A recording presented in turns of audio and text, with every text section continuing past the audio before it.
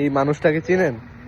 যদি চিনে থাকেন তাহলে আপনি একজন রুচিশীল মানুষ, কারণ উনি এই ফেসবুকে এখন যে একটা অবস্থা তার মাঝে উনি আমাদের দেশের মাঠঘাট জুড়ে যে প্রকৃতির সৌন্দর্য আমাদের মাঝে উপস্থাপন করেন।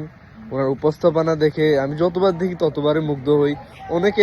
উনি একটা সাক্ষাৎকারে বলছিল, আমি আমার ঘর ছেড়েছি এগুলোর জন্য, কারণ আমার বাবা চেয়েছিল আমি এই চাকরি করি, কিন্তু আমি কখনোই চাইনি চাকরি করতে। আমি চেয়েছি সবাই যদি চাকরি করে তাহলে আমাদের দেশের সৌন্দর্যগুলো তুলে ধরবে কে।